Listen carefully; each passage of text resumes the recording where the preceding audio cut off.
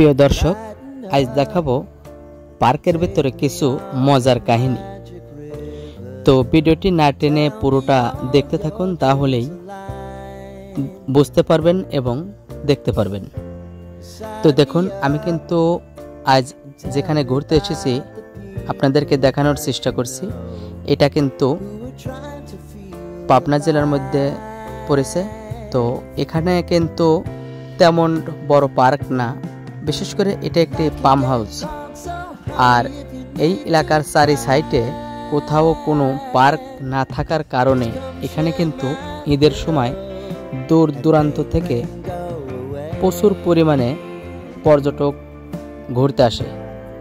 তো দেখুন, এটা কিন্তু একটি ব্রিজ, যেটা পাম হাউসের উপরে যে ব্রিজটি, সেই ব্রিজ। আর দুই সাইডে রয়েছে একটু ঘোরার মতো, দেখার মতো সৌন্দর্য কিছু জায়গা।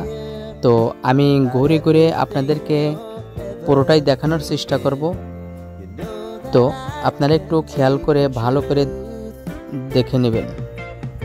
তো দেখুন, এখানে কিন্তু অনেকেই দেখা যাচ্ছে ঘোরাঘুরি করছে, কেউ ছবি তোলা নিয়ে ব্যস্ত আছে, কেউ ভিডিও করছে, কেউ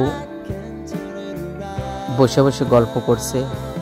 আর অনেকেই দেখা যাচ্ছে কেউ ফ্যামিলি সহ ঘুরতে এসেছে, কেউ প্রেমিক প্রেমিকা, কেউ শালি দুলাভাই, মানে যে যেমন পারছে তেমন ঘুরতে এসেছে। তো দেখুন, এখানে কিন্তু অনেকেই ছবি তোলার ভিড় জমিয়েছে, যে যেভাবে পারছে ছবি তুলছে। তো এখানে শুধু ঈদের সময় বিশেষ করে ভিড় চাপে, তবে আজ তেমন একটি লোক নেই, কারণ প্রচণ্ড রোদ ওঠার কারণে তেমন লোকজন আসেনি।